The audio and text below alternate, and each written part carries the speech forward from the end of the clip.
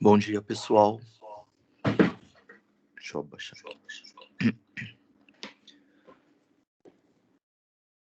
Espero que todo mundo esteja bem. Hoje a gente vai começar a apresentação dos seminários e, se possível, eu ia pedir para vocês se serem voluntários. Então, quem quiser vai começar. Quem gostaria de começar a apresentar?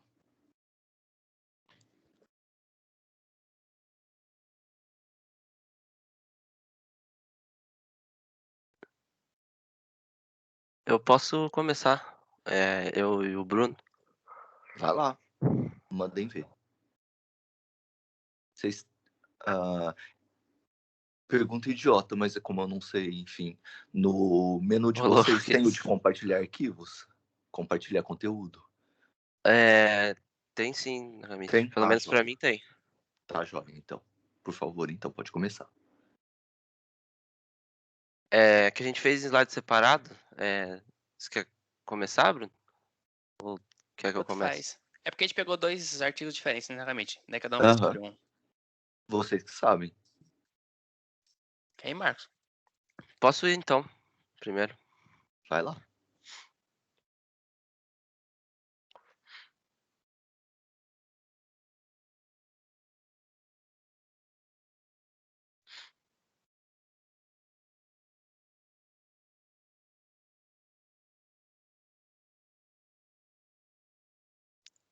Tá dando pra ver? Tá sim, tá aparecendo. Tá. Deixa eu só. Aí.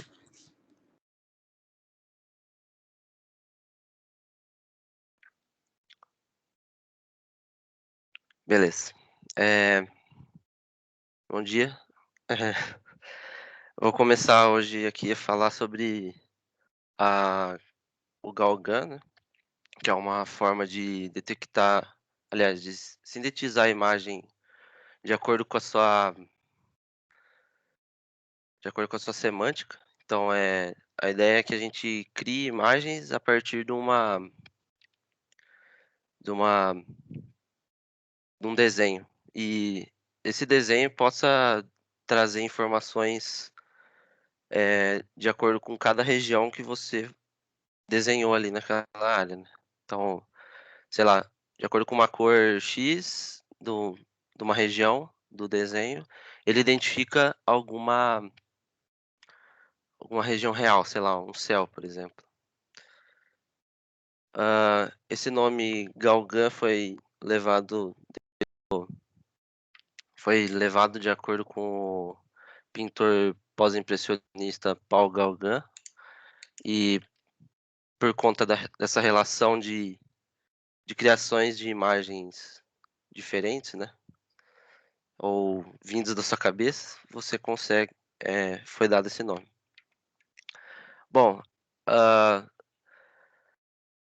primeiro eu vou explicar um pouco o que que é essa síntese de imagem condicional, que é mais ou menos a base desse projeto.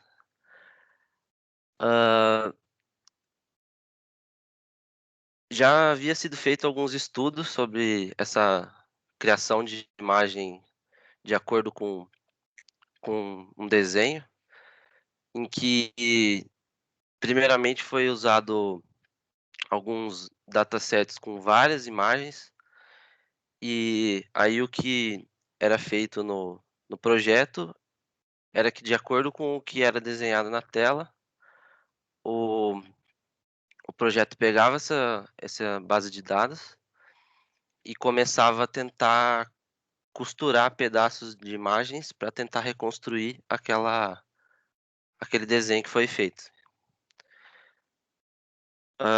Depois, com o advento aí de um monte de redes neurais e inteligência artificial, tudo mais, todo esse conceito aí, a galera começou a desenvolver também com redes neurais. E aí, veio esse outro artigo, que é o que eu vou falar hoje, que é um artigo dos caras da NVIDIA, que eles pensaram em fazer isso como essa síntese de imagem semântica. Então você tem essas regiões,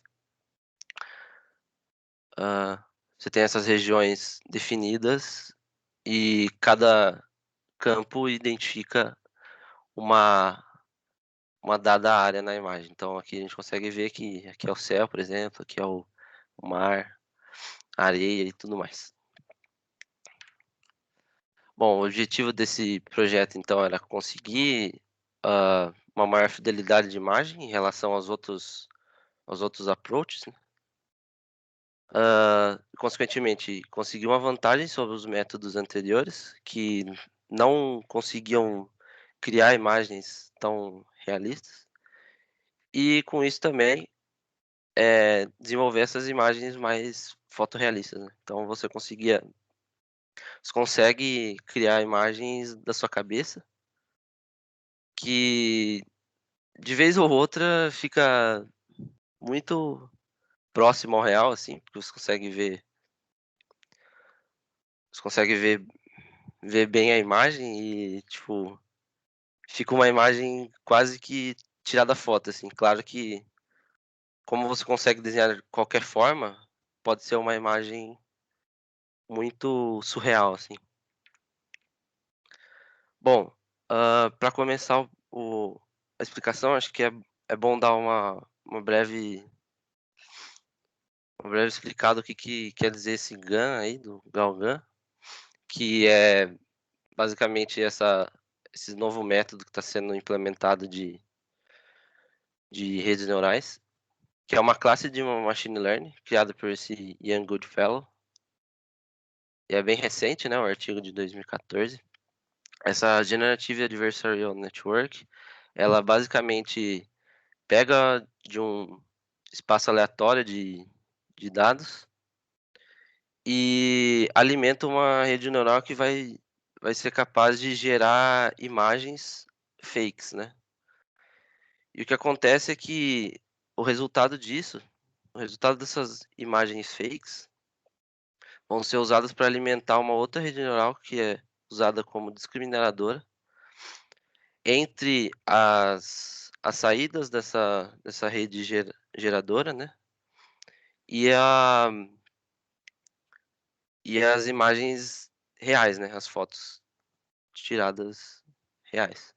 Então, com isso, o que vai acontecer é que esse discriminador, basicamente, ele vai servir de treino para a geradora. Então é como se fosse uma forma de aprendizado de uma criança. O que acontece é que esse discriminador, ele vai começar a dizer, ó, esse é um exemplo real, então beleza, tá correto. E esse feedback já vai sendo usado para geradora começar a melhorar a sua geração de imagem. Então, inicialmente, a imagem gerada pelo gerador é bem cocô, né? Porque ela não tem ideia nenhuma do que é uma imagem real. E aí, conforme o discriminador vai dando feedback para o gerador, ele vai começando a melhorar as imagens e, consequentemente, vai dando mais trabalho para o discriminador de diferenciar se aquilo é realmente uma imagem real ou não.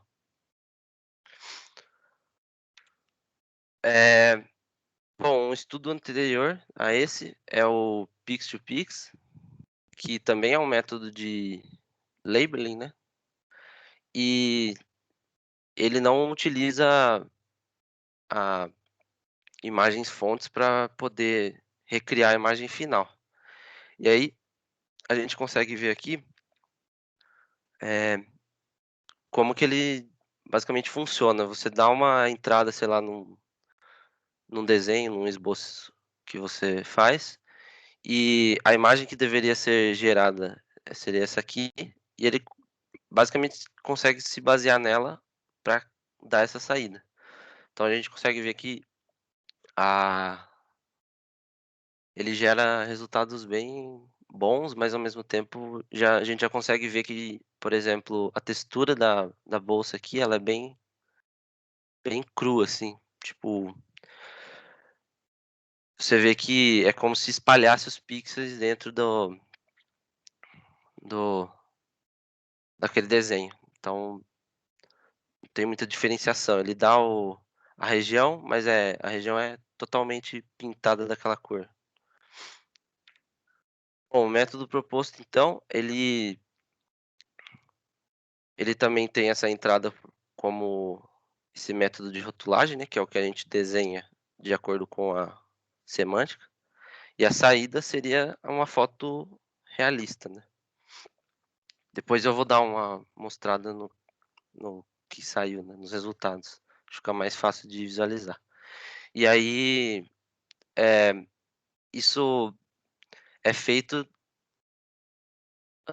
acrescentando esse SPADE, né? Essa Spatial Adaptive Normalization, que é uma parte que eles mostraram como essencial para ter um resultado melhor. E que também leva em consideração essa informação semântica do desenho.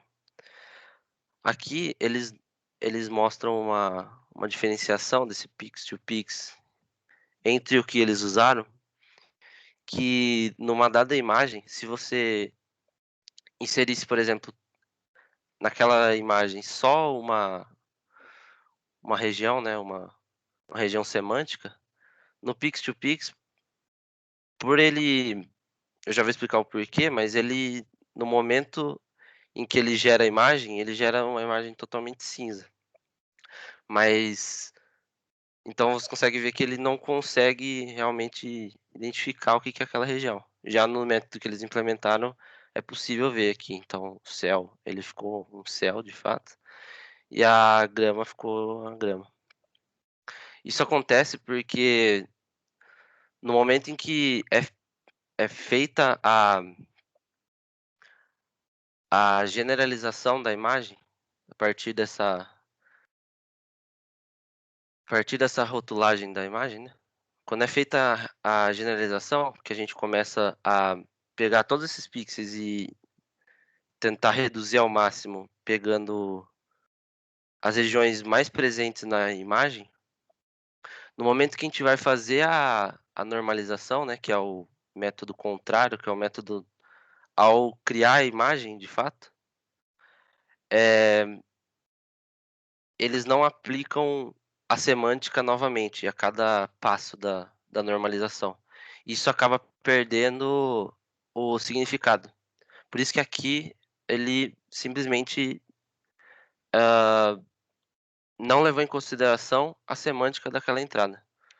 Já no SPADE, né, que foi um dos métodos implementados desse projeto, eles, a cada passo da normalização, eles reforçam a label. Então, isso faz com que essa label continue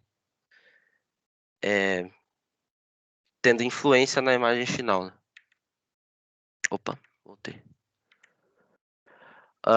Aqui eu vou dar só uma breve explicação de quais foram os datasets que eles usaram, só para ter uma ideia no que foi treinado e o que pode ser desenhado com base no que foi treinado, né?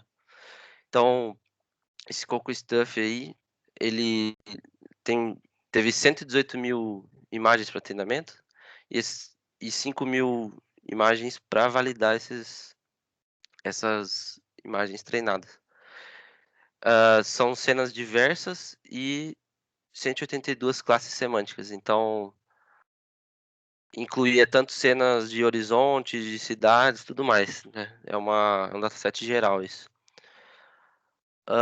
Esse AD20000, ele usou cenas mais complexas, cenas com mais detalhes, né?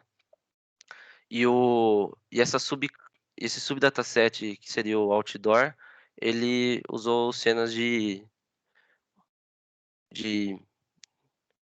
cidades. Assim também como esses Cityscapes, que usou cenas de cidades alemãs, e o Flickr Landscapes, que foi retirado daquele site, aquele site de hospedagem de imagens, o Flickr. mas eles usaram mais imagens de paisagens.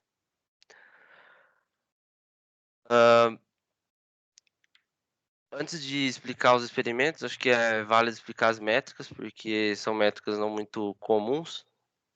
A primeira métrica usada é esse Mean Intersection Over Union, que quer dizer que o Intersection Over Union, o que ele faz é pegar a imagem esperada e a imagem gerada e pegar uma intersecção entre elas, né, uma intersecção entre os pixels dela e ver a área disso.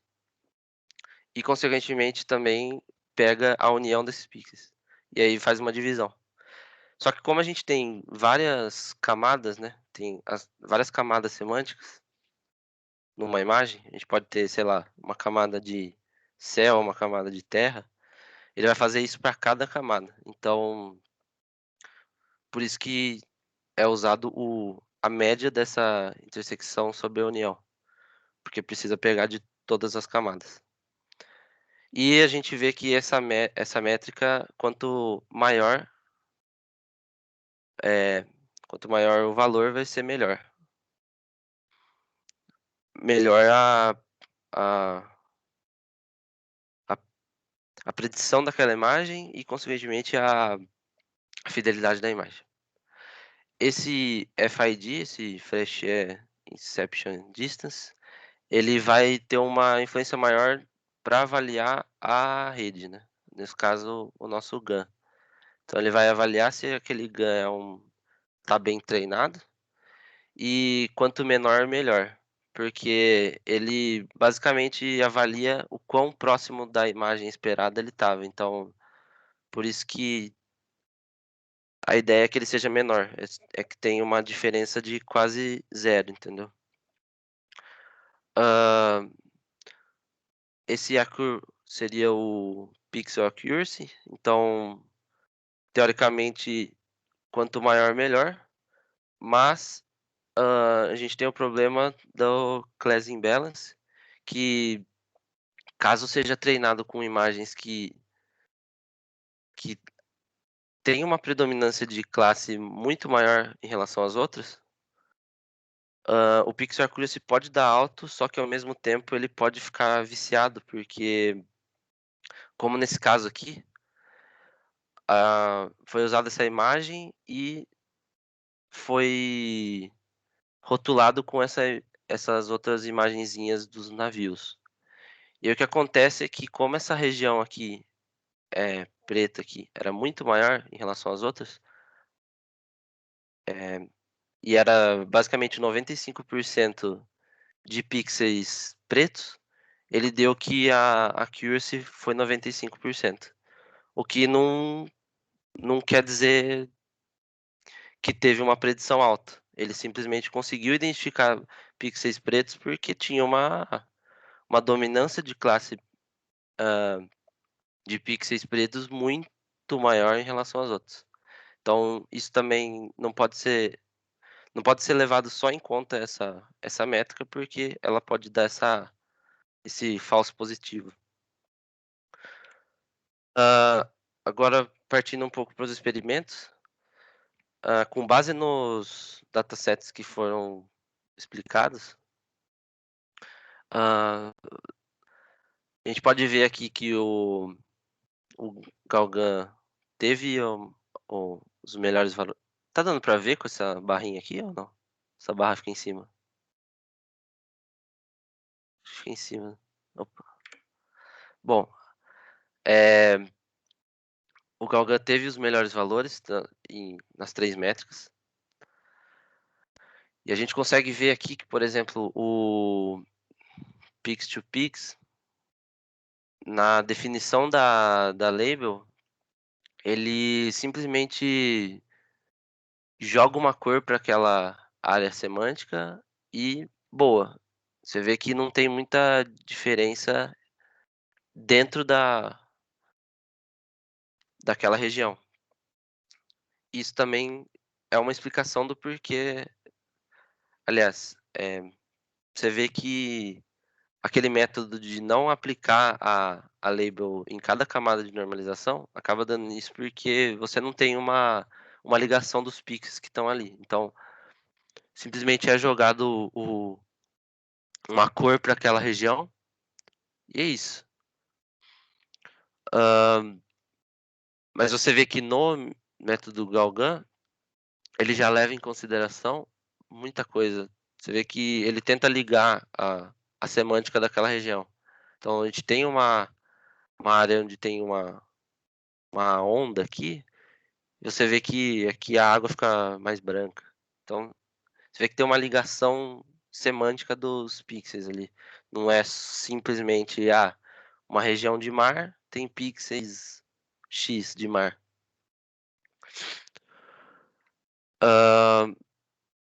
E é basicamente isso. Você vê que os resultados acabam sendo melhores. Essa outra rede aqui, CRN, ela não foi levada em conta no projeto.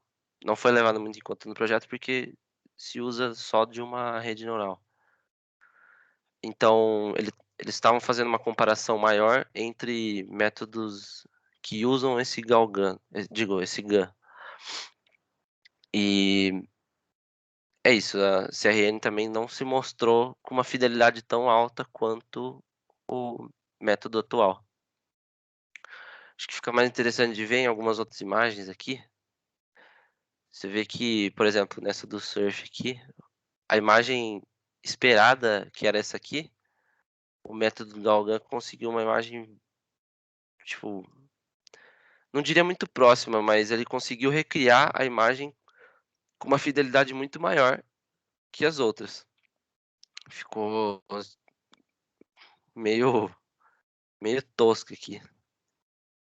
Eu deixei outros resultados que achei muito legal que obteve aqui, por exemplo, dessa sala aqui. Ele recria a sala, só que com elementos diferentes. Mas ao mesmo tempo, ela se adequa às labels que foram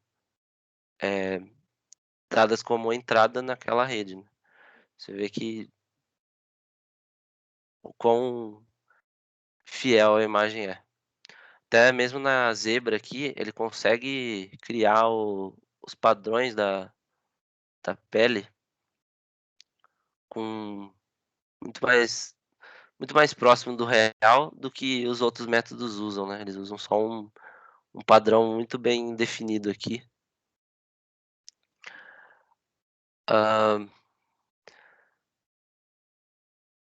Outra coisa que é feita também nesse projeto é que a partir dessas imagens é possível gerar imagens aleatórias de acordo com aquilo que foi dado. Então, tipo, ele não tem só uma representação para aquela imagem, justamente por conta da gente ter aquela rede neural para geração de imagens, né? Ela consegue simplesmente adequar novas imagens de acordo com aquela semântica.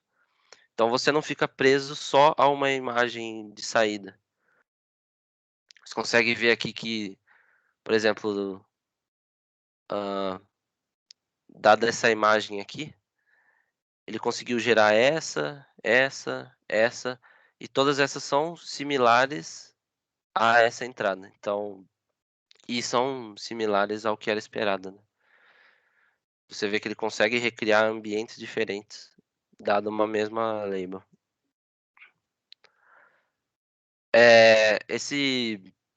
Essa ferramenta está disponível nesse site aqui, quem quiser entrar para ver. Eu deixei na bibliografia também, mas assim acho que pode ficar mais fácil. E ele é bem simples de usar, você só tem que concordar com os termos aqui. Que as imagens vão ser usadas para treinar também. E você escolhe qual tipo de semântica, né, você quer usar e começa a desenhar, como se fosse um Paint mesmo. E aí depois disso, você clica na seta e ele gera essa imagem. Essa imagem mesmo eu tinha feito só para fim de teste. E você vê como... Claro que nas junções aqui de uma semântica a outra, às vezes fica um pouco zoada. Porque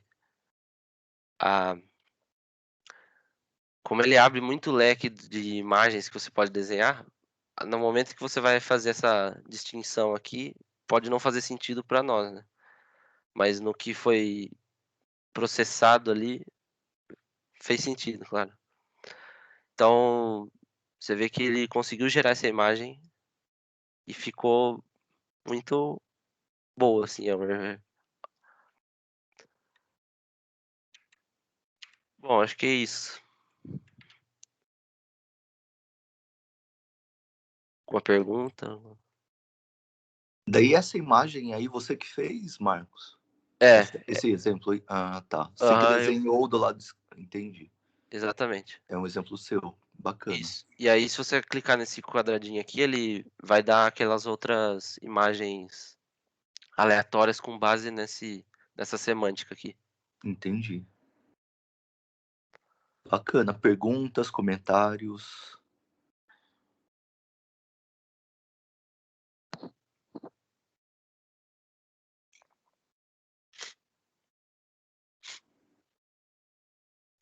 Desculpa, viu, Bruno? Eu vou fazer assim do Marcos primeiro, depois o seu, embora vocês tenham feito juntos, porque como é um artigo completo, para a gente não, né, para a gente manter esse artigo na cabeça e fazer perguntas mais específicas, tá?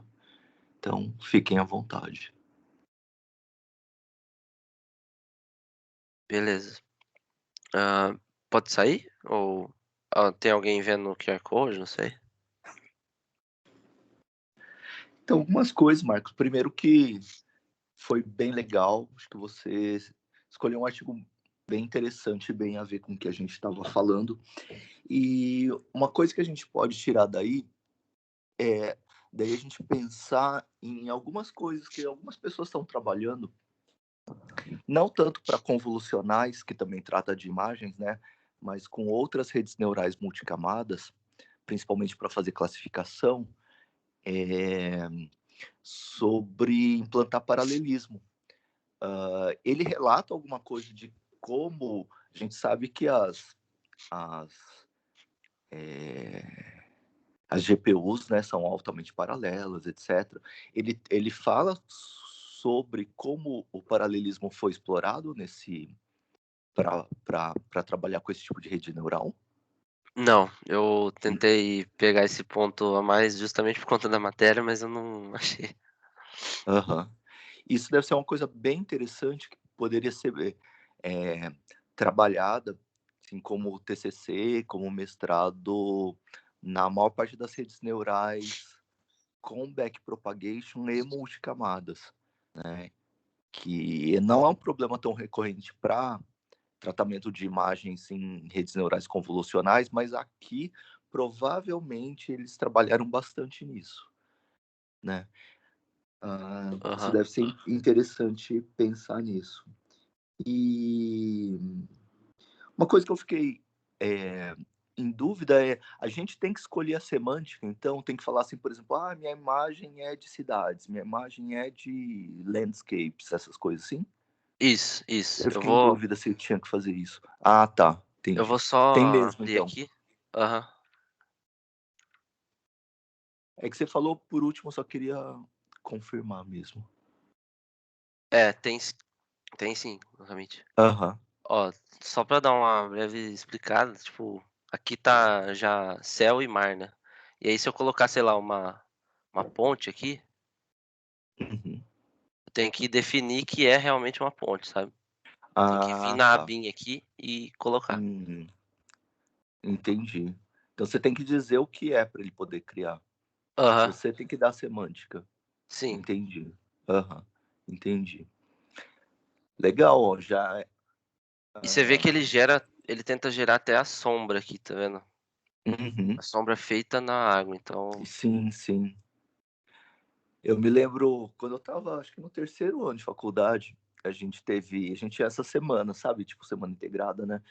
E daí a Uhum. gente teve uma palestra de computação gráfica, processamento de imagens. Aí tinha, bom, uma das coisas que eles mostraram lá, isso era se eu estava no terceiro ano, era em 86, 1986. Não, 1987.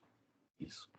Aí eles mostraram Você tem que, né? É mais para ver o quanto as coisas mudaram de lá para cá.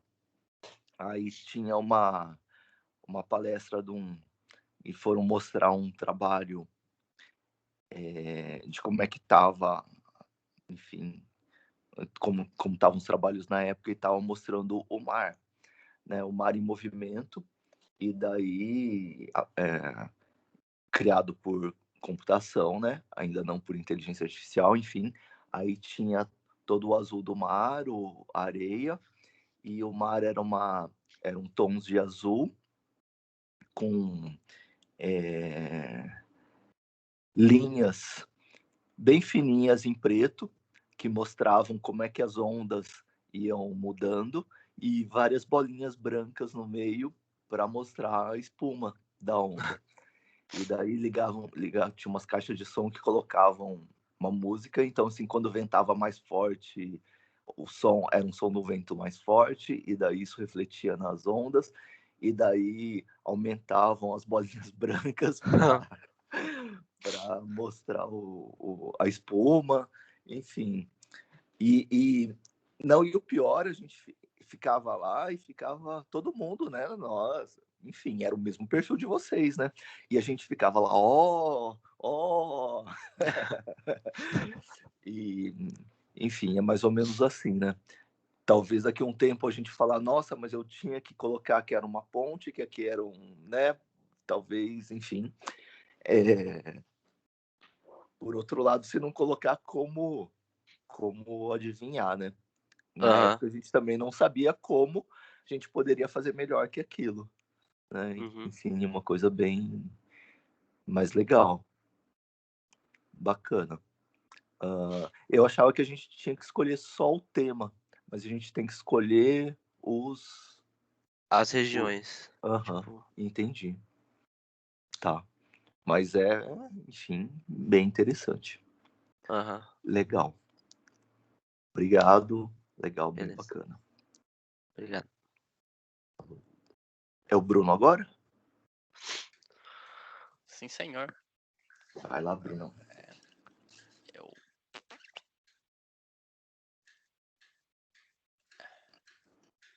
eu acho que eu tô compartilhando. Dá pra Sim. ver aí? Aham. Beleza. Então vamos lá. Eu peguei aí um artigo aí sobre confiabilidade nos sistemas distribuídos. Até porque nosso projetinho lá, o Nakamit colocou muitos tópicos sobre confiabilidade, consistência dos dados. Então eu achei interessante que aqui ele fala um pouquinho aí sobre os testes que a gente faz e uns testes que já existem. Então a confiabilidade ela sempre foi crucial aí em sistemas distribuídos, né? Até hoje, que a gente tem que hoje é comum, né? Todo mundo aí tem contato com o sistema distribuído mesmo sem saber que é um sistema distribuído. Então, sei lá, por exemplo, um banco até, que a gente tem um aplicativo na mão, uma maquininha, a gente quer que tudo, as transações, tudo que aconteça, seja confiável. E o interessante é que ele aborda assim, como a gente consegue fazer os testes disso, né? Então, a gente tem aí vários modelos produzidos para avaliar sistemas distribuídos na larga escala, para e-government, e-commerce, multimedia services, end-to-end automotive solutions. E ele comenta um pouquinho o que foi usado, assim, o que foi usado ou o que é conhecido para esses testes. E ele também dá uma julgada aí neles. Para garantir a confiabilidade, né? Requer que a gente examine o código e cada componente individualmente antes de predizer ou avaliar a confiabilidade de todo o sistema. Ou seja, ele aborda muito essa ideia de que a gente precisa avaliar as pontas antes de conseguir avaliar todo o fluxo. Então, assim, pegando de novo o exemplo aí do nosso projeto, a ideia principal é a gente conseguir avaliar o nosso cliente, depois conseguir avaliar nossos servidores, e aí sim a gente consegue testar um fluxo entre o cliente e o servidor, daí assim avaliar a confiabilidade do nosso sistema e predizer assim uma taxa de confiabilidade e talvez até detectar algum erro, né? Outro ponto que ele comenta é implementar garantindo transparência, detecção de erros e recuperação. O que é isso? A gente precisa que o nosso software, mesmo caso gere algum erro que a gente não era esperado, ou caso tenha algum problema que a gente não esperava, consiga se recuperar daquilo assim, no mundo ideal, sem perder nenhum processamento, nenhum dado que ele tinha guardado, e voltar a funcionar para o usuário de forma limpa. Então, a gente não quer que, caso dê algum problema, que não era esperado, o usuário ele sinta esse defeito e talvez atrapalhe a interação, talvez ele tenha que retentar a operação, a transação, e que nosso software sozinho consiga se corrigir e voltar ao processamento dele. A análise detalhada de analogias existem para componentes. Então, vamos lá. Para análise de componentes, a gente tem algumas metodologias e elas abordam diferentes partes dos pontos que podem dar problema a um sistema. Mais pra frente a gente vai citar quais partes são essas, mas vale ressaltar que também a gente leva em conta os ambientes que esses sistemas estão rodando, né?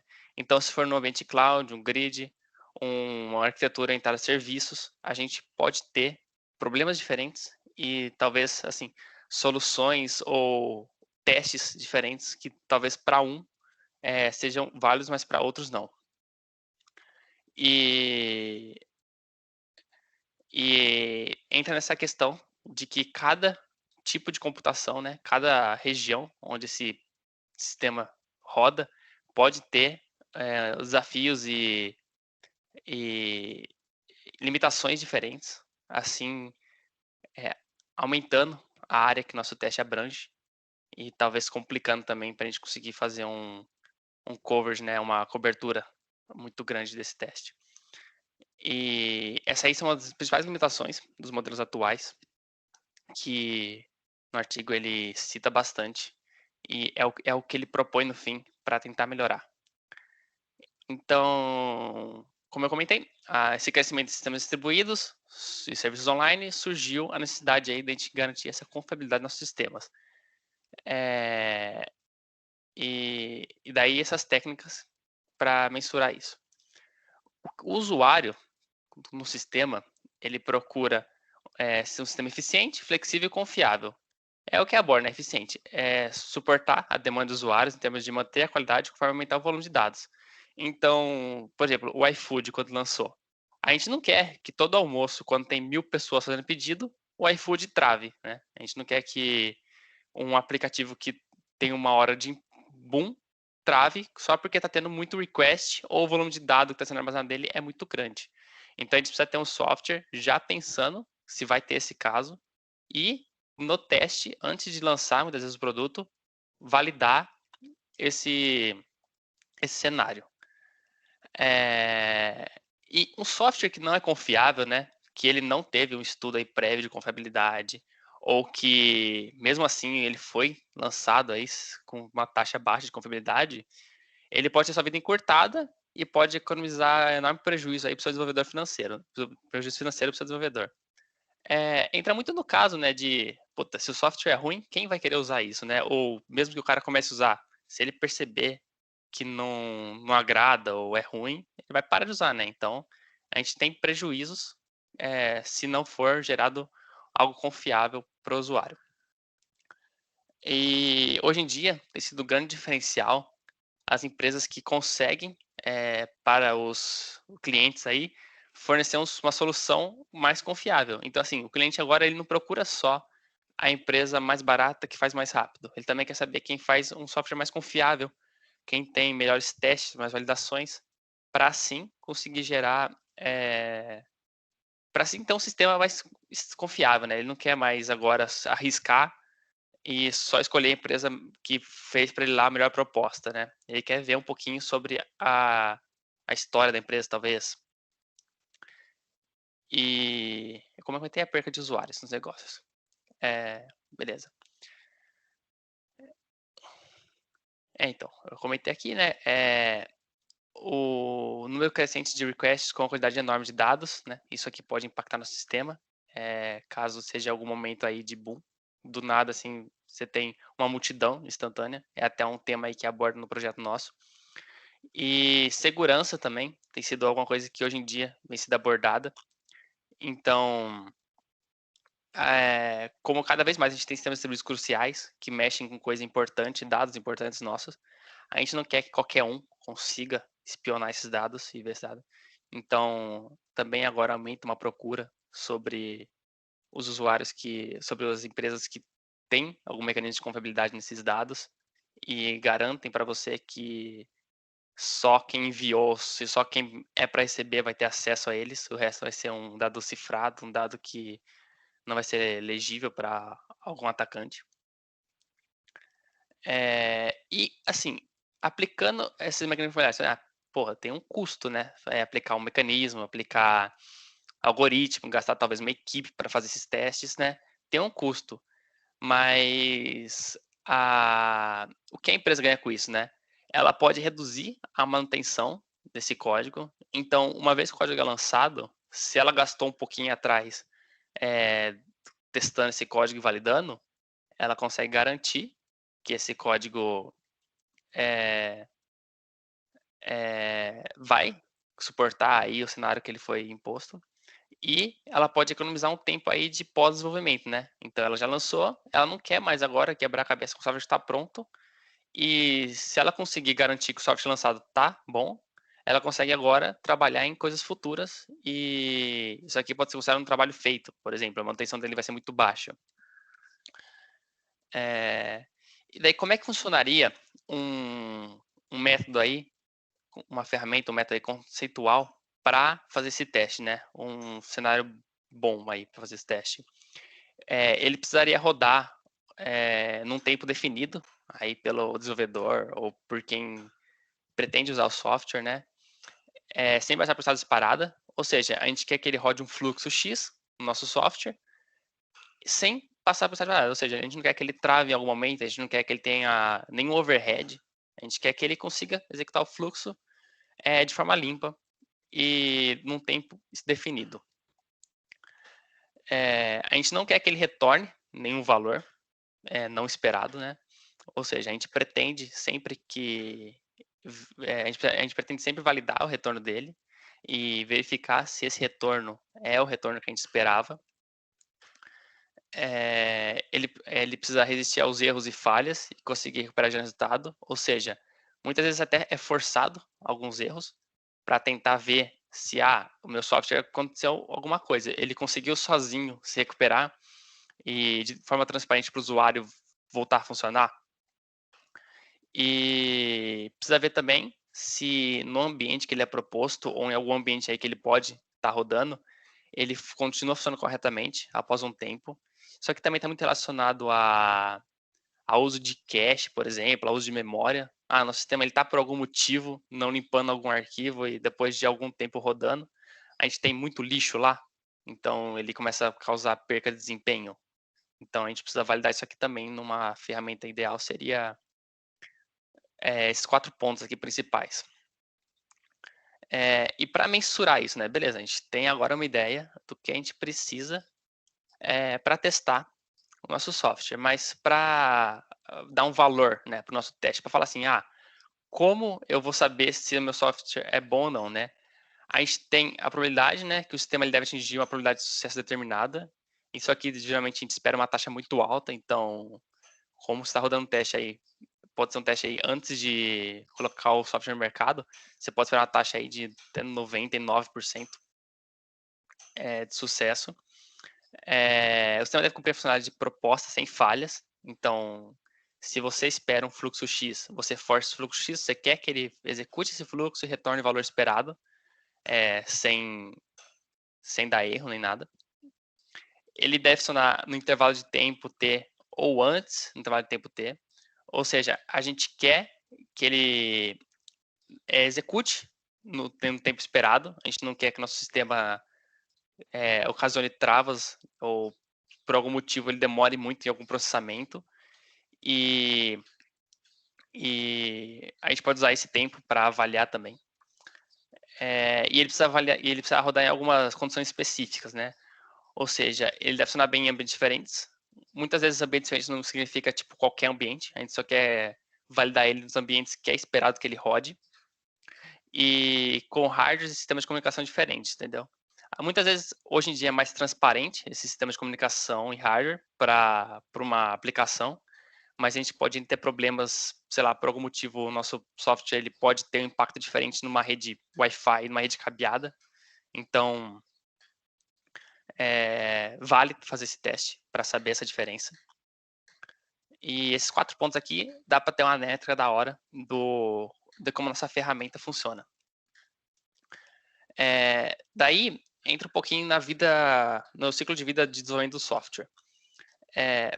Para a empresa aí que está fazendo esse sistema distribuído conseguir garantir que esse software que eles vão lançar aí está bem testado e eles querem assim garantir, já que lançando no mercado o sistema deles vai estar redondo, o mais redondo possível, né?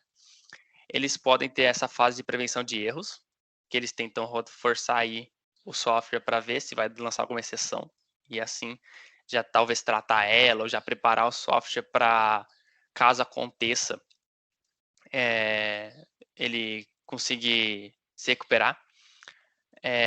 Eliminação de bugs ou falhas após múltiplas fases de teste, ou seja, basicamente todos são basicamente estressar o software, né, no sistema. Então, você pegando bugs ou falhas, você já tenta corrigir eles. Muitas vezes essa etapa aqui é a etapa mais comum, né, já que praticamente todas as empresas têm um time de teste que é focado nisso, procurar bug e falha em alguns fluxos, para ver se assim o sistema capota. A tolerância à falha, prover mecanismos de suporte a falhas. Aqui também entra um ponto novo, que é interessante, que muitas vezes, alguma empresa aí que trabalha com servidor, eles têm um sistema de falha, mas às vezes não é tão confiável para eles. Então, o que eles fazem é criar um servidor backup. Eles têm lá um servidor parado, em idle, e quando eles veem que o servidor principal deu pau, eles redirecionam o request para o servidor backup e daí ou eles tentam esperar para ver se o servidor principal retorna sozinho, ou eles aí já chamam algum suporte para tentar ver o que aconteceu com esse servidor, né? Mas pode ser até algum problema físico, né? Não necessariamente problema de software. Então, muitas vezes essa ideia de criar um servidor de backup pode ser o ideal aí, dependendo de quão crucial é esse servidor seu de pé, né? E prever ou estimar falhas na arquitetura durante a fase de design ou antes do lançamento, né? A fase de arquitetura e design de um software sempre é importante, porque muitas vezes uma arquitetura ruim pode gerar bugs que nem eram imaginados. Então, durante a arquitetura e conseguindo planejar um teste que cubra a arquitetura, cubra o fluxo que a arquitetura projetou, pode pegar problemas aí.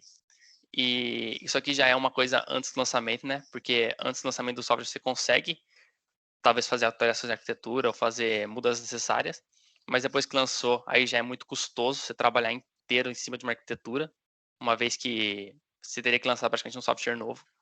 Então, depois do lançamento é mais procurar o bug que, sei lá, alguém, um usuário reportou e tentar tratar ele. Daí, um pouquinho dos métodos existentes, né? Para tolerância de falhas aí, é comum redirecionar o servidor de backup, né? Isso aqui é uma coisa que as empresas implementam. O problema disso é que muitas vezes você perde o processo atual. Então, você estava fazendo algum processamento pesado ou estava fazendo alguma transação meio perigosa e você perde esse processo. Então, muitas vezes você tem que, ou sei lá, repetir para uma das pontas que requisitou, refazer a operação. Então, tem mecanismos aí que os caras têm no SO para tentar recuperar isso, mas muitas vezes é difícil e muito custoso isso. Então, as empresas basicamente aceitam e falam, não, beleza, então vamos tentar refazer a operação, mas garantir que tem um servidor funcionando para tratar ela. E daí é o que eu comentei, né? Tem mecanismos para detectar o estado do processo no momento do erro. Então, talvez, se esse mecanismo aqui ele conseguir, a gente consegue mandar para o servidor de backup e falar assim, ó, a gente estava nesse estado quando deu erro, tenta terminar aí. E assim a gente consegue, pelo menos, não perder o processamento ou não perder o request, certo? Para previsão de erros ou falhas, é comum ferramentas que lidem com vários problemas, como auto-atualização, overload, falhas de hardware, interação com processos externos e eventos aleatórios. Então, aqui começa a abrir assim a visão, tipo, quais os lugares que a gente espera problema? A gente não só espera problema de programação. Muitas vezes, assim, o problema que a gente tem no sistema distribuído é que a gente não tem uma máquina rodando. Então, se o código der pau, talvez a gente já tenha pegado esse texto, esse erro lá na fase de desenvolvimento. Mas como agora a gente tem vários pontos que o nosso código está funcionando, uma auto-utilização pode impactar aí na nossa parte que é mais no servidor, por exemplo, que é onde sofre todos os requests. Uma falha no hardware, a falha na hardware de algum dos pontos pode talvez fazer o sistema capotar, já que todos podem depender de uma máquina só. Então, se essa máquina principal nossa cair, o nosso software praticamente está morto, já que a gente dependia dela. E interação com processos externos, né? Por quê? Porque pode acontecer uma coisa na nossa máquina, pode ter algum processo X rodando, que a gente não esperava, e isso impacte no nosso processo, a gente não consiga executar como a gente estava executando no cenário de teste, que a gente não esperava que tivesse alguma coisa rodando junto na máquina.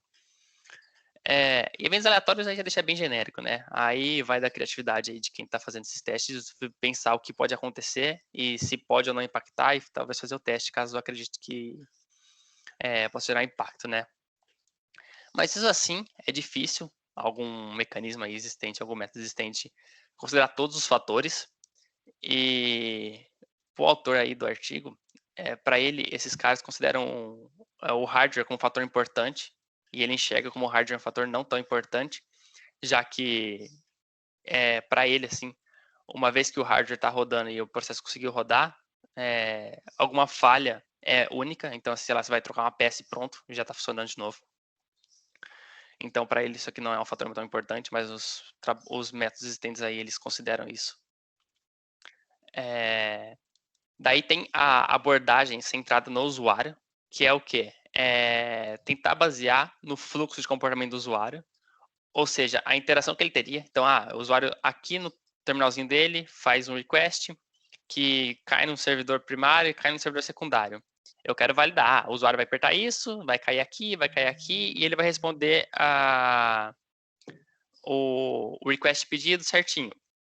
Ou seja, isso além de validar assim, o fluxo, né? Então o usuário ele pediu num tempo X, ele recebeu a resposta num tempo X mais tanto, então a resposta veio num tempo adequado e veio a resposta correta. Você validou a iteração do usuário, você validou o tempo de resposta do sistema e você também validou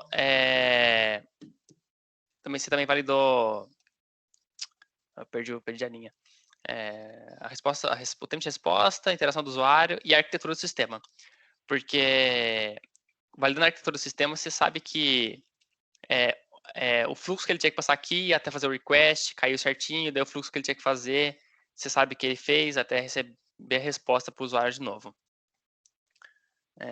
Beleza. Aí, eles tratam muito os pontos de carga da CPU. Então, eles falam assim, o seu sistema lá está rodando, pode ser o seu cliente está rodando, o seu servidor vai rodando e a CPU está em idle aí. Então, eles estão rodando tranquilo.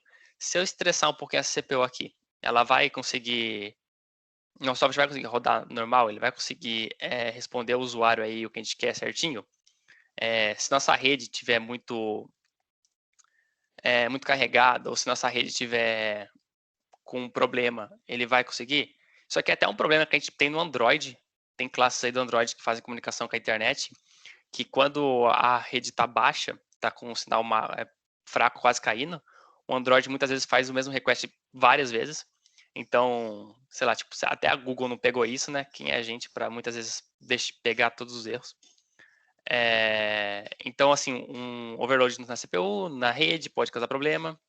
E qualquer componente do hardware que você use, né? Talvez você tenha algum processo no cliente que gere alguma renderização, por exemplo, usa a placa de vídeo, mas enquanto o usuário está fazendo isso, ele está jogando. Entendeu? Então, a gente pode ter algum pau aqui também.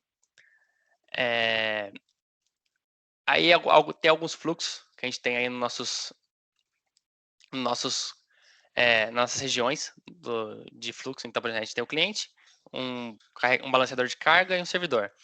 A gente, às vezes, só consegue atingir algum fluxo do servidor ou do balanceador de carga fazendo algum request específico do cliente. Então, é válido testar esse request do cliente e assim verificar se ele passou pela região que ele esperava do servidor e se não deu nenhum problema.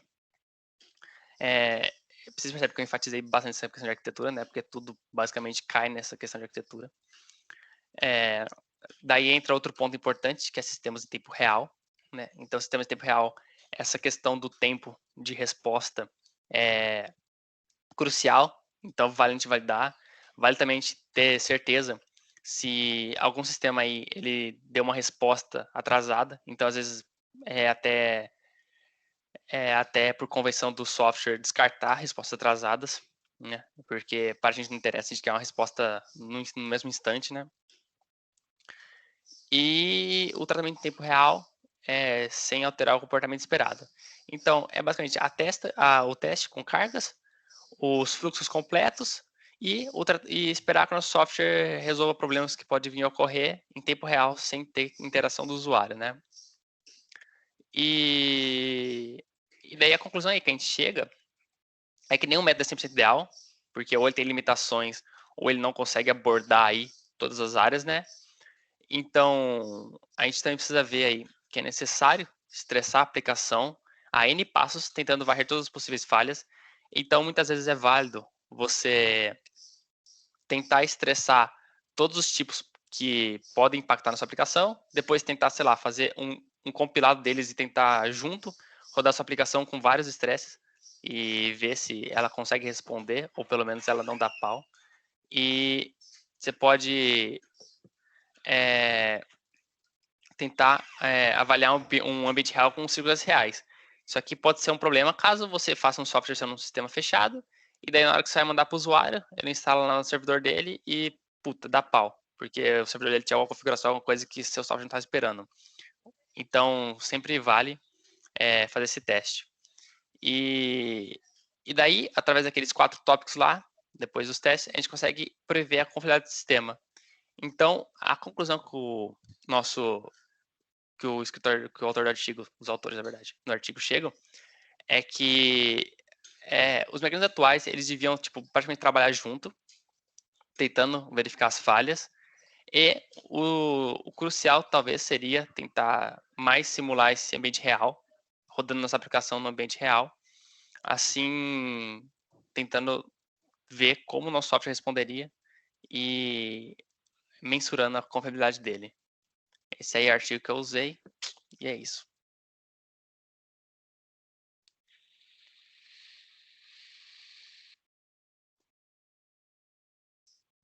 Legal. Perguntas? Você tem onde foi publicado, Bruno? Eu acho que inacamente ele é num aqui, ó, Science Directory.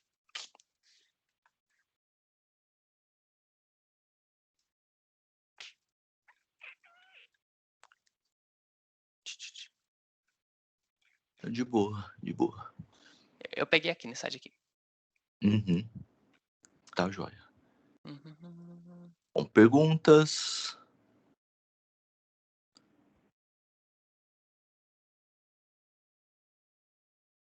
Por que ficou só eu, será? Ah, não voltou agora. Legal. Bom, Bruno optou por escolher um artigo mais tradicional, sim, uma abordagem mais tradicional, né?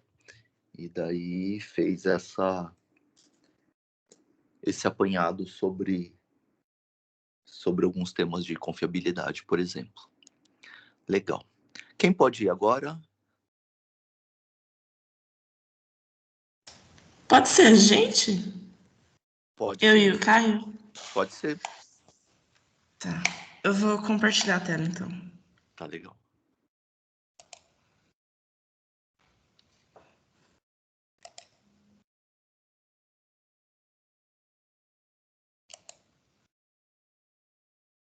Dá para ver a apresentação em tela cheia, né? Dá sim. Então, os integrantes são o Caio e eu. E o tema que a gente escolheu, a gente pegou esse artigo, Quem Sou Eu? Analisando pessoas digitais em investigações de crimes cibernéticos.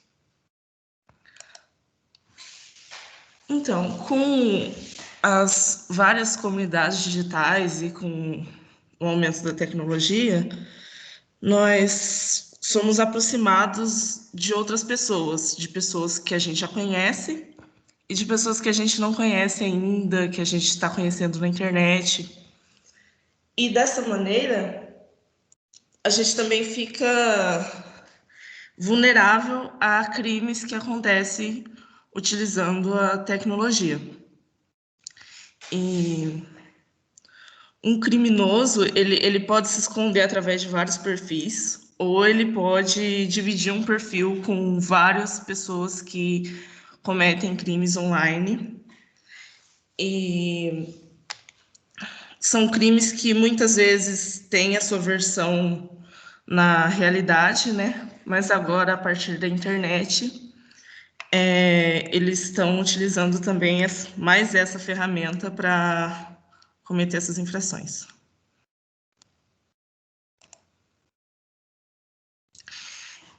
Os exemplos de crimes tem pedófilos, por exemplo, que criam perfis de criança para se passar por alguém que a pessoa pode confiar, entendeu? Que a criança pode confiar. Muitas vezes com um perfil mais jovem, às vezes com um gênero diferente. Golpistas que utilizam de romance e se aproveitam financeiramente de suas vítimas, pedem dinheiro, mandam conta. Esses são só uns exemplos, né? Tem muito mais criminosos na internet. Radicalização da juventude, onde os criminosos persuadem e incitam as vítimas a fazerem desafios ou a concordarem com uma determinada causa. E um bom exemplo disso é aquele Baleia Azul, né? Onde os jovens eram incitados a fazer desafios que muitas vezes colocavam sua vida em risco. E depois, se eles discordavam, eles começavam a ser ameaçados, ameaçavam a família. Então, esses são os exemplos, mas tem muito mais também. Tudo isso podia muitas vezes acontecer na realidade. Pedofilia acontece fisicamente na realidade, né? Golpistas, às vezes, acontece na realidade também, mas com a internet fica muito mais fácil para o criminoso acessar as suas vítimas, uma vez que elas estão todas num lugar só. E em diversos sites, né? Então, a investigação, ela é desafiadora, porque tem uma grande quantidade para ser analisada, e o atraso é cerca de mais de 6 meses para fazer uma investigação desse tipo. Mesmo que tenha diversas ferramentas para extrair as informações, essas ferramentas elas só extraem as informações dos sites e dos fóruns, mas a análise mesmo é feita pelo investigador, que usa estratégias simples como localizar palavras-chave, palavras ou frases com teor sexual, por exemplo, ou com frases de ódio. Isso é uma grande quantidade de dados, contando que mesmo assim, um criminoso só pode usar vários perfis, um perfil pode ser usado por vários criminosos, então, assim, é uma quantidade de dados realmente muito grande para uma pessoa só analisar. E a máquina fazer isso pela gente seria muito mais fácil, facilitaria muito mais as coisas e diminuiria esse tempo de investigação, né?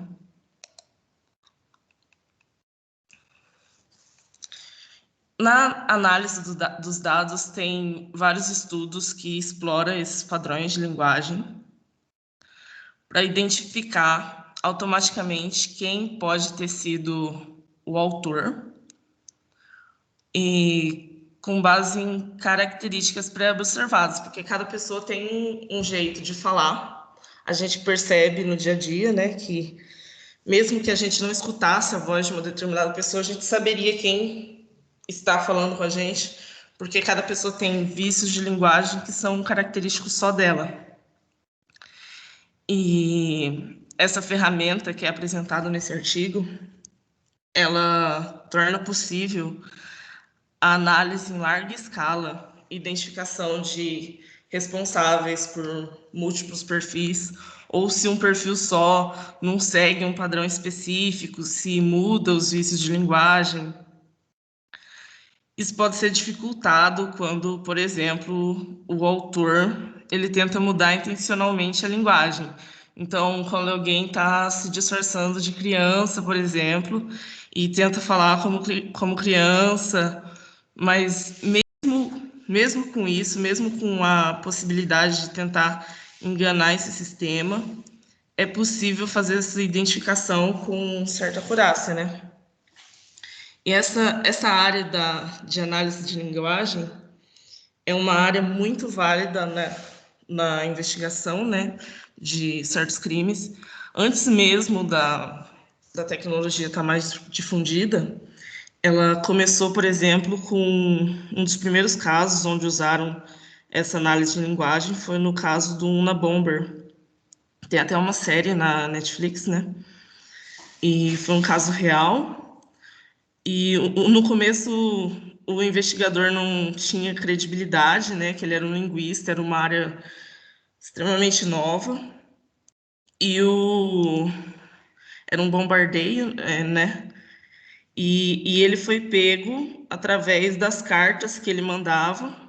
Assim, o investigador responsável ele conseguiu achar o suspeito através das cartas e assim ele foi preso. Então, é uma área muito válida que traz muitos benefícios na parte da investigação, né? E agora tem que ser levada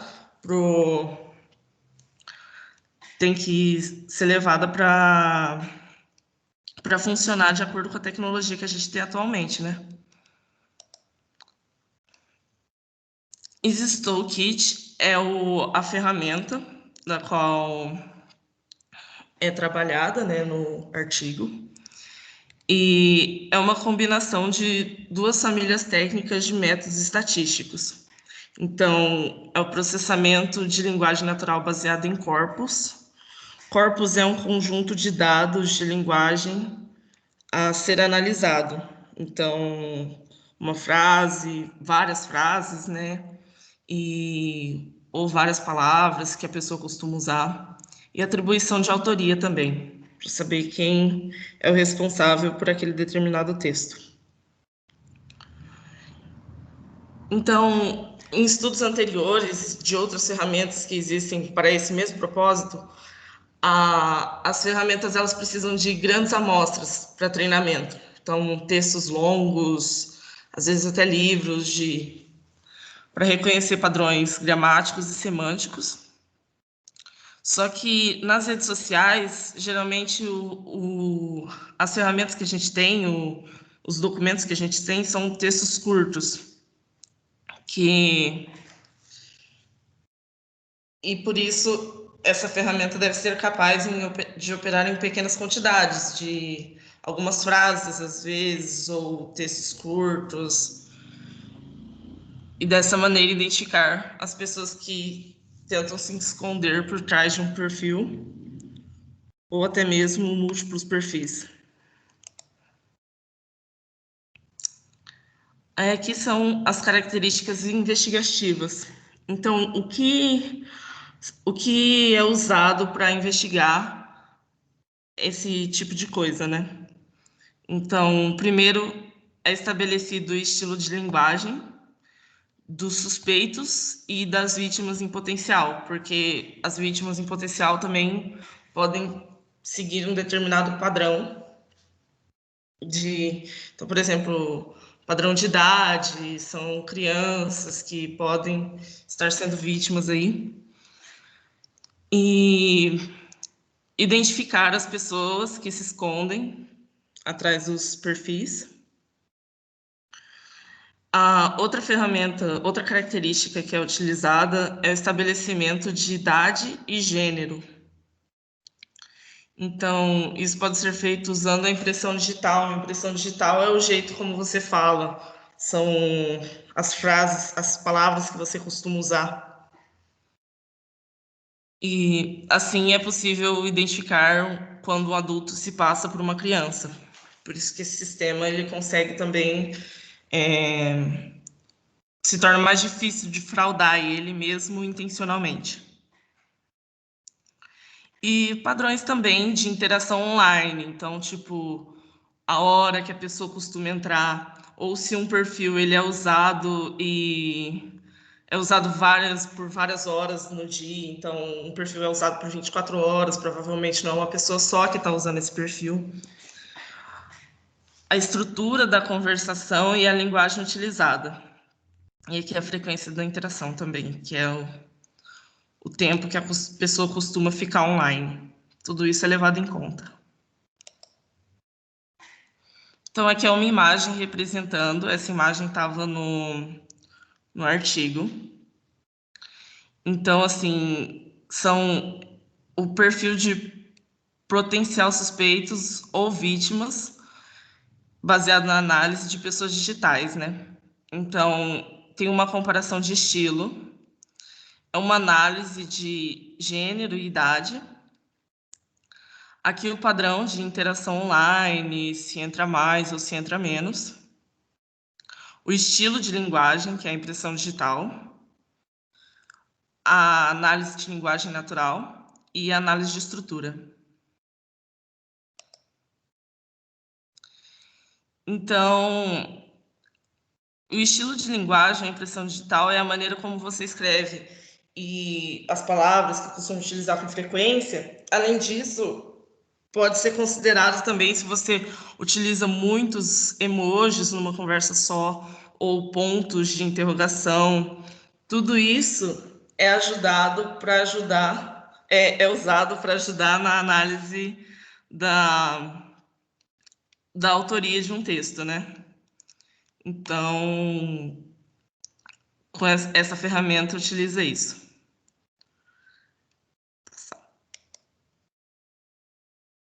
Bom, então entra aqui. Como a Gabriela colocou aqui anteriormente, essa análise é feita em cima da idade e do gênero da vítima ou dos suspeitos, né? Esse processo, na verdade, ele é bem simples do ponto de vista computacional.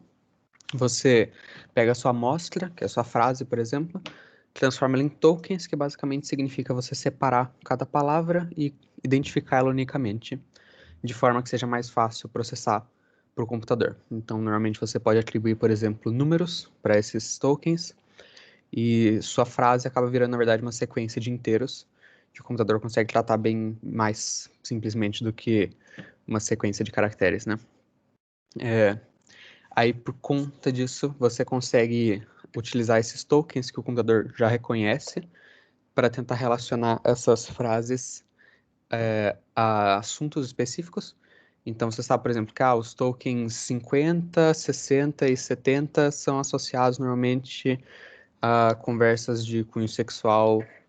Aí você tem mais uns tokens que, sei lá, token 40, por exemplo, ele tem relação com crianças, tal. Você sabe que você provavelmente está lidando com uma frase relacionada à pedofilia, por exemplo. Então, aí você faz toda essa análise da frase para tentar tirar de forma automática, né, de forma computacional, qual que é o assunto que está sendo referido naquela frase. E daí você vai comparando com os níveis que o computador acaba definindo, são níveis limites, né? Então ele fala, até que ponto eu posso considerar que a frase tem a ver ou não com esse assunto, sendo que, sei lá, apareceu essa palavra aqui 2 vezes, ou sendo que apareceu esse conjunto de palavras. Aí, como você acaba definindo esses limites com relação a esses tokens, o que acaba acontecendo dentro do computador é uma árvore de decisão, né? Onde ele vai falar assim, se essa palavra aqui apareceu mais de 5 vezes, então o tema da frase é esse. Se caso contrário, se teve essa outra palavra aqui tantas vezes, o tema é esse outro. E, né, a gente chegou a ver um pouco dessa parte de árvore de decisões na disciplina de inteligência artificial, mas é basicamente vai pulando de um lado para o outro, analisando as condições e vendo se os limites estão batendo com aqueles que foram pré-estipulados. Aqui tem, por exemplo, como que fica uma árvore de decisão, duas árvores de decisão, né, bem simples, dentro do computador, né? E nesse caso ela serve, essas duas árvores decidem qual que é a idade, mais ou menos, da pessoa que está escrevendo aquilo e qual que é o gênero da pessoa. Então você pode ver, por exemplo, para cada nível dessa árvore, ele tem alguma decisão interna baseada naqueles tokens que ele analisou. Aqui não está explicitado qual é o critério que ele tá decidindo, mas você pode ver, por exemplo, que por um caminho ele decide que a pessoa tem de 11 a 18 anos, né? Por outro caminho ele decide que a pessoa tem de 19 a 89. Aí se a pessoa tem de 11 a 18, ele vai tentar afinar essa decisão, né? Ele vai tentar, porque 11 a 18 é uma gama de 9 anos, né? Ele vai tentar separar isso em outros dois grupos, de 15 a 18, de 11 a 14, depois ele afina de novo, e você consegue utilizar essa árvore de decisão para obter, com uma certa precisão, qual que é a idade estimada da pessoa que escreveu aquela frase. Assim como o gênero, só que a árvore de decisão por gênero ela é de um nível só, né? Porque não tem como você tentar explicitar mais do que algo que só tem duas categorias possíveis, né? E aqui, do outro lado, é uma análise por tempo de uso, né? Igual a Gabriela tinha comentado, você pode analisar quanto tempo, né? Efetivamente, cada uma dessas contas que está sendo analisada é utilizada para você tentar tomar decisões mais bem direcionadas sobre quem está usando essas contas.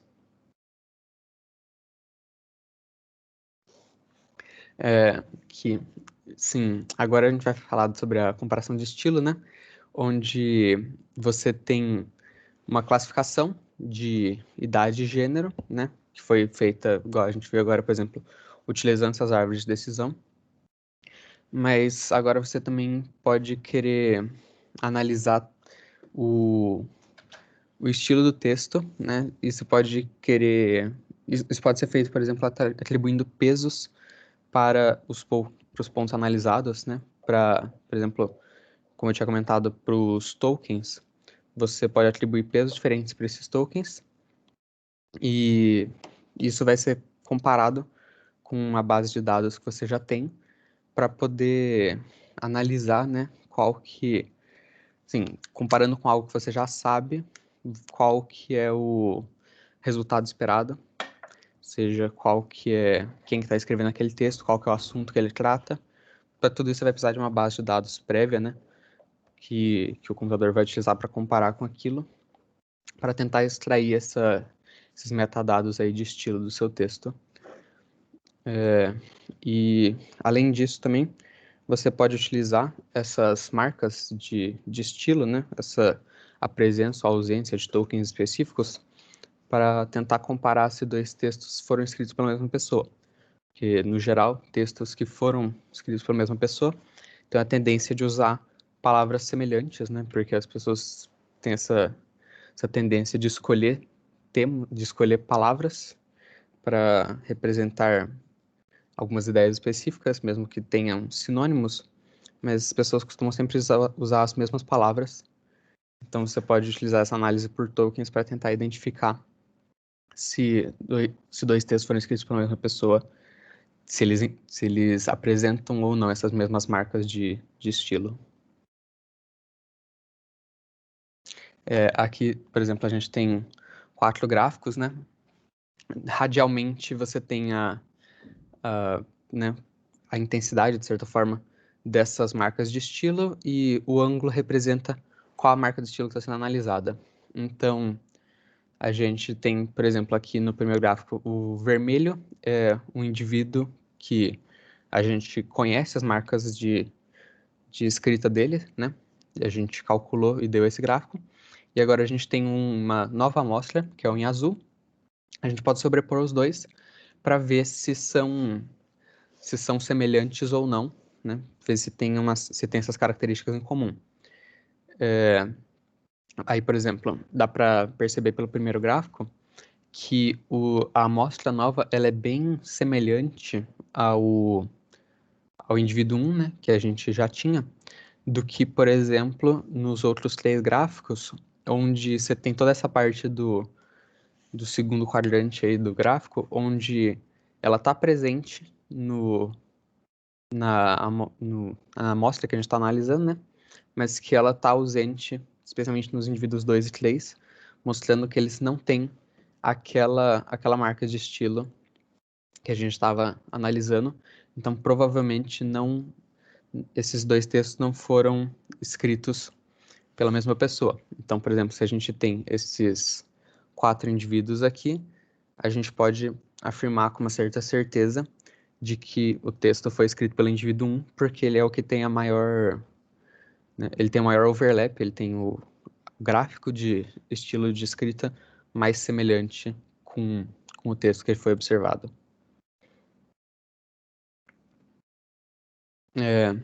Além, né, da análise textual, né, além da análise dos textos, né, que as pessoas escreveram, a gente pode analisar outras características dos perfis que estão sendo analisados, né, como, por exemplo, a Gabriela tinha comentado, o tempo de utilização, que hora que a pessoa entra, como eles interagem, o que eles enviam para outra pessoa, se enviam muita imagem, se enviam muito link, porque tudo isso serve, de certa forma, para você poder identificar quem que está escrevendo, quem que está utilizando aquela conta, quem que está enviando aquele conteúdo, né?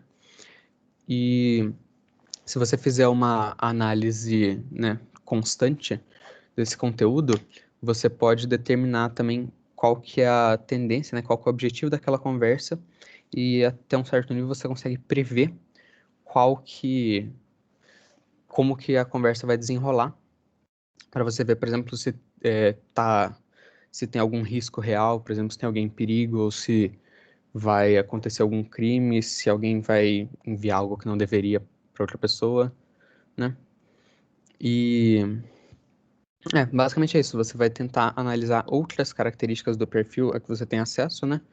Para tentar identificar tanto quem está escrevendo quanto sobre o que estão escrevendo, o que vão escrever, para você tentar monitorar isso a fim de, né, evitar que ocorra algum crime, ocorra alguma catástrofe, algum problema pior, né? Como, por exemplo, a questão lá da baleia azul, né? Você pode monitorar, prever que alguém vai fazer alguma coisa, vai causar danos a si próprio e evitar que isso aconteça de forma prévia.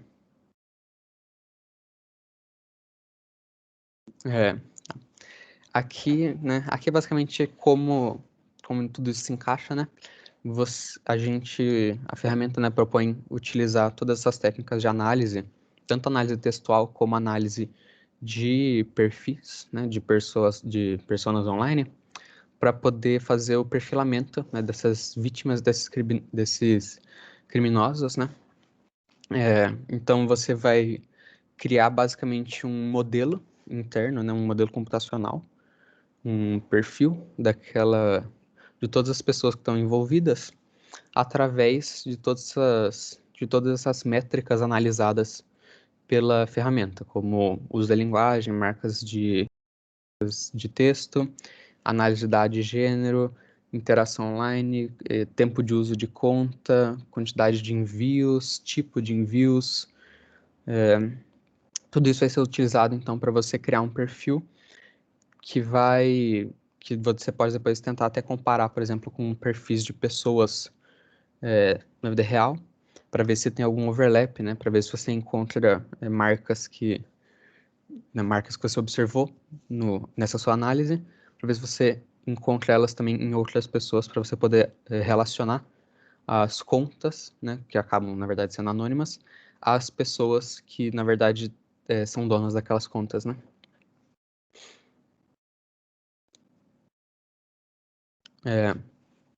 Aqui A ferramenta também, né, foi utilizada em ambientes reais, que aqui foi mais a questão da hipótese nula, né? Você tem essa hipótese de que a ferramenta é capaz de fazer toda essa análise e determinar se está tendo algum comportamento problemático, se está tendo algum crime ocorrendo. Mas você pode também ser que você sempre tem, né? Quando você está fazendo alguma análise, sempre tem a possibilidade de encontrar algum falso positivo ou algum falso negativo. Então, a ferramenta também foi utilizada em algumas situações onde você tinha situações situações ruins e situações não ruins, né? E para ver se a ferramenta conseguia corretamente identificar se aquilo era se aquilo era verdadeiro ou se aquilo era falso, né? Para poder analisar se a taxa de falsos positivos e falsos negativos seria algo próximo do esperado, né? E a ferramenta se saiu bem e conseguiu identificar se os perfis eram de verdade, eram de pessoas, ou se estava tendo algum problema, e também conseguiram identificar quando eles eram perfis enganosos de pessoas que tinham pessoas mal intencionadas, né?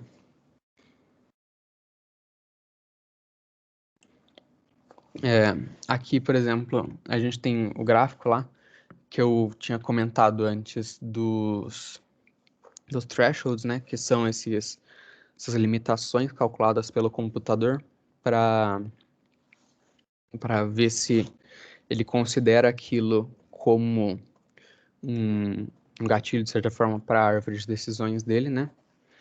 E aí a gente tem os gráficos plotando qual que é essas duas métricas, recall e precisão, elas são métricas de estatísticas, né? Que são utilizadas para verificar qual que é a taxa de acertos, basicamente, do seu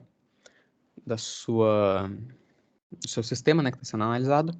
Basicamente, quanto maior a precisão e quanto menor o recall, melhor é o seu sistema, né? E daí a gente tem esses dois gráficos plotando, por exemplo, qual que é o nível médio de recall e de precisão a partir do valor de threshold que ele considera, né?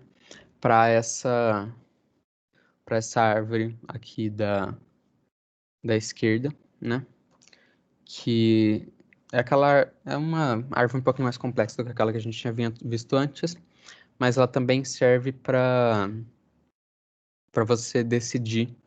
Essa daqui, na verdade, ela é um pouco mais aprofundada, né? Ela tem bem mais níveis, tem bem mais folhas, ou seja, ela tem bem mais classificações possíveis para a idade, desde intervalos, né, de 2 a 4 anos, desde 11 anos até 70 anos, né? Então, dá para você ver, por exemplo, aqui na questão a precisão, por exemplo, que é a acurácia, né? Para os níveis mais altos, né? Para os níveis mais anteriores, de certa forma, na árvore de decisão, você tem uma acurácia bem alta, que de certa forma é esperado, porque você tem bem menos decisões a serem tomadas, né? E nos níveis mais a fundo você tem uma acurácia mais baixa, que de certa forma tem a ver com o fato de que você tem mais incertezas que acabam se acumulando, né, ao longo do processo de tomada de decisão. E daí a gente vê isso com o gráfico que vai diminuindo aqui do nível 1 até o nível 5. E basicamente é isso. Aí a gente tem também o cálculo aqui da razão do recall e da precisão, né? Que é da acurácia. Só que esse daqui é para uma outra análise, que é para análise de gênero, né? Que a gente não tem múltiplos níveis igual a gente tem nos outros dois gráficos, né? A gente só tem um nível que é a primeira decisão da árvore, se é homem ou mulher. Aí, a partir de tudo isso, a gente pode concluir que a tecnologia, né, que a gente tem atualmente, ela é muito útil, ela é revolucionária do ponto de vista de que a gente pode utilizar ela para se comunicar com com muitas pessoas ao mesmo tempo e pessoas que podem estar em qualquer lugar do mundo, né? Mas como tudo que é bom sempre tem um lado ruim também, que algumas pessoas acabam se aproveitando disso para tentar tirar vantagem dos outros ou para tentar cometer crimes e achando que não vão ser identificadas, né, a partir da certa promessa de anonimidade que a gente tem na internet, né? Então, por conta disso, né, a gente precisa também evoluir as nossas técnicas, nossas estratégias de análise, né, para ser compatível também com essas pessoas que estão tentando burlar o sistema e se aproveitar, né, de outras pessoas mais vulneráveis. A gente tem que desenvolver essas técnicas, né, que igual foram apresentadas aqui nesse projeto, para poder identificar essas pessoas, poder identificar esses problemas, essas intenções dessas pessoas também, para poder, né, levar elas à justiça e poder garantir que elas sejam julgadas, né, assim como elas seriam, né, porque para que elas não saiam impunes de seus crimes só pela anonimidade que elas têm através do uso de perfis online.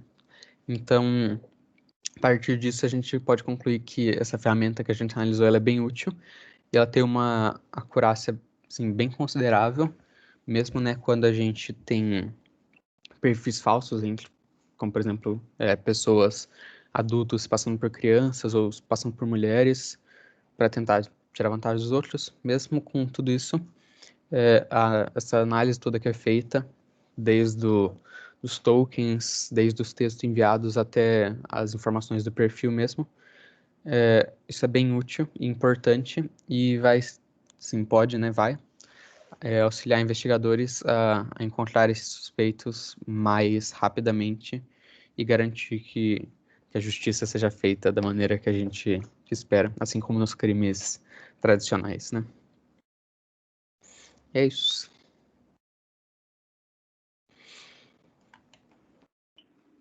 Legal, bacana, interessante. Perguntas, considerações?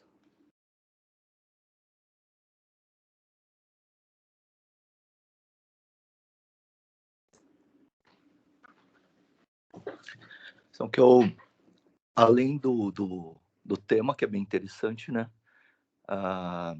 Me veio bem na cabeça a estrutura da apresentação, né? Eu não sei se o Caio e a Gabriela mexeram, mas o mais provável é que a apresentação reflita a estrutura do artigo, né? É uma apresentação assim, super didática, né, toda estruturadinha, como vocês provavelmente vão fazer no TCC de vocês e quem for continuar também. E então, assim, para todo mundo prestar atenção nisso, nas diferenças, né? Às vezes, quando as pessoas escrevem artigos para relatar o trabalho todo, mais usualmente mestrados e doutorados, né? Eles têm essa estrutura um pouquinho mais didática, assim, que é, pelo menos, né, nessa fase da vida a gente deve buscar, né? E eu achei legal. Uma outra coisa é a aplicação, que é bem legal, né, usando IA. E uma outra que daí depois também poderia ser usada, seria fazer ou usar essa abordagem para outros tipos de perfis, né, para, enfim, classificar, identificar outros tipos de perfis, por exemplo, perfis de amigos, perfis de clientes, perfis e assim por diante.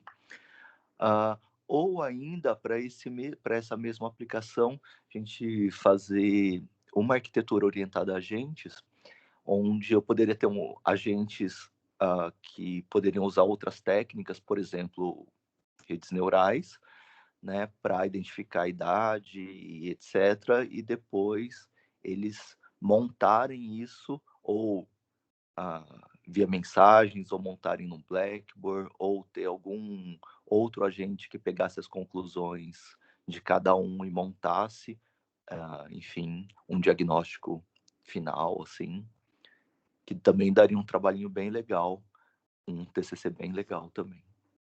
Mas, joia. Daí, na semana que vem, a gente continua. Provavelmente, a gente vai conseguir fazer um pouco mais apresentações, né? No primeiro dia é mais normal mesmo, as apresentações, algumas duraram mais de 25 minutos, mais normal, né? E daí a gente acaba estabilizando, e, enfim. E eu não quis interromper também, porque estava muito interessante. Legal. Então, obrigado pela presença de todo mundo. Bom final de semana. E a gente continua segunda-feira. Bom final de semana, professor. Falou, obrigado.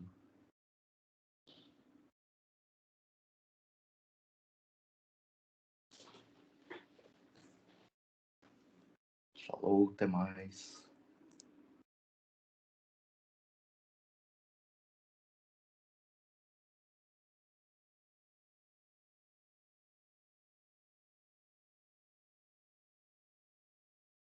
Valeu. Bom final de semana para todo mundo também.